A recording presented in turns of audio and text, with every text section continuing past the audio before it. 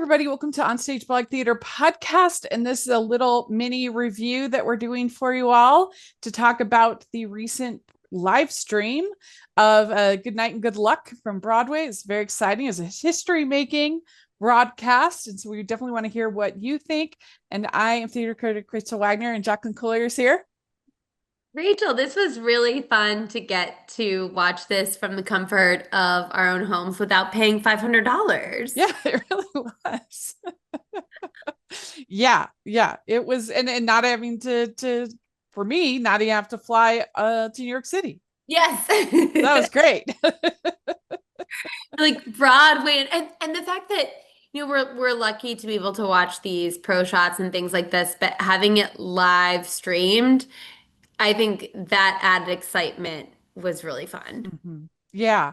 And I will talk about it a little bit, but I actually think that in some ways this play might have been at its best. Of course, I didn't see it live, but what I've seen from reviews and stuff, I think this was like designed practically for a pro shot kind of experience.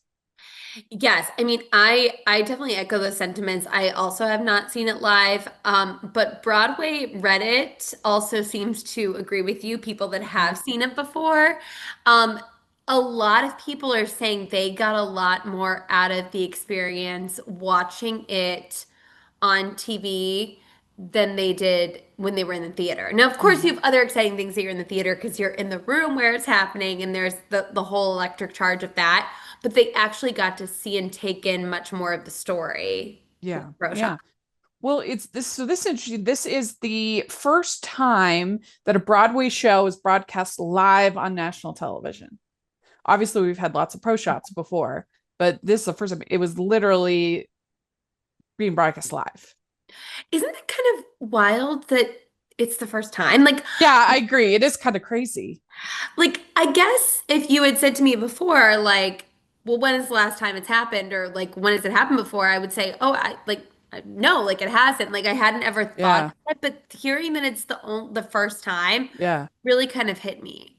Like I know that we could probably do a whole episode on this, and we have done an episode of the podcast on pro shots a while bit ago. But I know that they're super nervous of it hurting the gross receipts of these theaters and Broadway. But I think if anything, I think it would only make people more likely to take that trip, more likely to to go to a show if they see it and they get excited about it, because I really think like the average reason for somebody to go see a Broadway show versus watch a program on television are completely different, right? Like when you are going to a night of entertainment, you want to be entertained, right? Where when you're the bar is just so much lower when you're at home, of what Absolutely. you're hoping, and you just want to have you're looking for a social event when you go out versus looking for something for your eyeballs for 2 hours. Completely. I think that's exactly right. I don't feel like it would hurt ticket sales. In fact, I think people would get the bug even more to go in Yeah, person. And I was reading a couple, talking about Broadway Reddit. I read a couple of really moving things. There was this woman in the Midwest who was talking about how she's homebound and hasn't been able to see a play in yeah. years. And it's one of those things that theater should be accessible for all people, regardless of their income level or what they have access to. I just think it's really, really important. Hmm. Yeah, and in this case it's even more accessible because you don't have to be signed up for Disney Plus, or Netflix or something like that. Yeah. Good old CNN, baby. Yeah, CNN. Well, let's dive in. What did you think overall of the show in this Um, stream? I was extremely impressed with the whole production. Um, well, with one little exception. I thought George Clooney did a fantastic job. It isn't always the greatest. I mean, the way people are talking about, say, Othello with Denzel Washington and Jake Hmm. Gyllenhaal, of sometimes you can have the best star power in the world, like. Denzel and Jake Gyllenhaal, like, are you kidding me? They're fantastic actors. And it just doesn't translate Hmm. to the stage.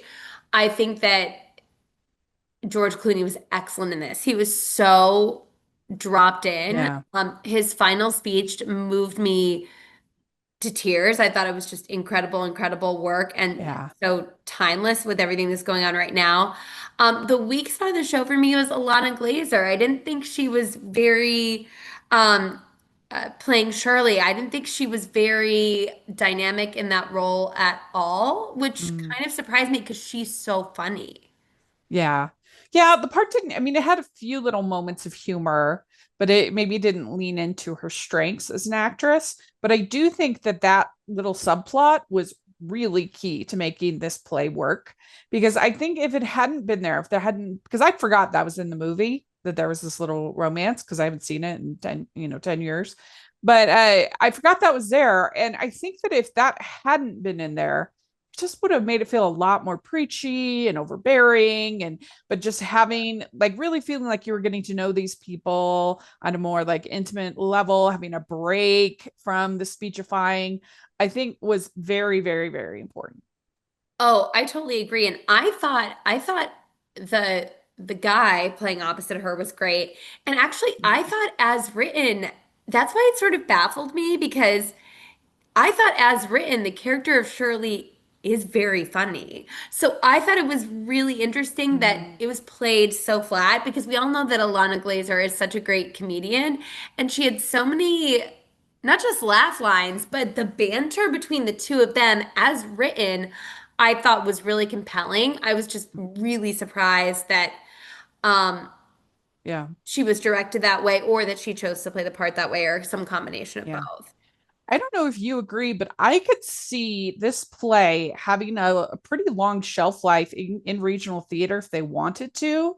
And I think this would be almost exactly the same experience, if not more so, in like a little black box. Oh, actually, I think in a little black box, this would be very Yeah. interesting. Especially you could get extremely creative with the projections, and it would Mhm. feel like, oh, I'm watching this at home on my own Yeah, TV and it would be in really time. attractive to community theater. Because what you need 8 people, 10 people. I mean, you could do it on a very small cast.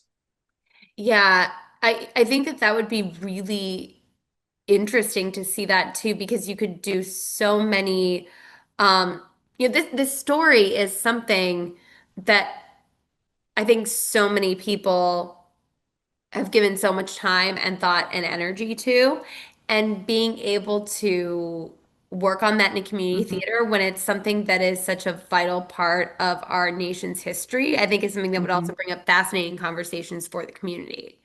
Well, in some of the reviews that I read and saw had commented that the actors kind of got almost lost in this set, this studio set, and became this like little tiny piece. And I could totally see that. And that's what was nice about the pro shot is that you're up into their face, you're seeing. And I know there were some cameras projected and things like that as part of the play, but I just think that having that close-ups and a little more intimate experience probably actually helped the experience. Yeah, I mean the work, and like you said, we are still getting a lot of those close-ups on the projections, but I sometimes I wasn't sure exactly what were projections and what weren't. Um, Hmm. Right. Yeah, I can see and there's that. so much that especially George Clooney was doing that I was like, oh, I don't want to miss a Mm. moment of this. Yeah. Where What do you think of Clooney? How do you think I he mean, did? I thought he was great. I know when this premiered, there was some chit chat about like that he there was some line things and that he wasn't totally like in it the whole time. But I thought he was fantastic. What I did you mean, think I of think the he performance? said that he had never done a I think as a professional actor, he'd never done an equity production. I could be wrong, or it's been a long, long time. No, So that yeah. sounds right because I know that there was an interview where they were like asking about if he had done this earlier. He's like, I wouldn't have been ready to do it earlier. And I'm Hmm. like, "Well, I But not mean, even just this, like anything. Like he's not somebody who has really any. or very, very minimal theatrical stage experience. And so I thought, well, I thought he did a good job and was commanding. That final monologue was very well done. And so it didn't seem like complete stunt casting to me. Oh, absolutely not. I mean, when he went to say, because you hear it throughout the two other times in the play, the Fault Dear Brutus, and like when he said that Yeah, at the end, I mean the chills that I had, I was just like gasping yeah. after, and especially with that final montage. It's just like it made it so relevant to today and made me look at myself and look inward and be like, what am I doing? It also was nice that it wasn't that long, and so again, that helped with sort of the maybe the more preachy aspects, the relevant aspects to it. That you didn't feel like you were getting lectured to. It made it more palatable, I think. And so I really enjoyed it. I hope that we see it. Maybe I think the most likely is on HBO Max because Yeah. that's where it was streamed. And then I hope in a couple months it becomes a permanent fixture on theirs because I know that more people will want to get a chance to see it. Yeah, I totally agree. If there's one other play on Broadway right now that you would want to see live streamed, what would it be? Ooh, probably maybe happy ending. Me too. Yeah, because I mean the hype. But let us know what you think of this. If you got to see it, if you guys saw it in person or on the live stream, we'd love to hear what you think in the comments, or you can follow us all over social media. And Jax, where can people find you? Jacqueline Collier on Instagram. Right. And you can find me at rachelsreviewstheater.com all over the place. Check that out. And thanks so much, everybody. Bye.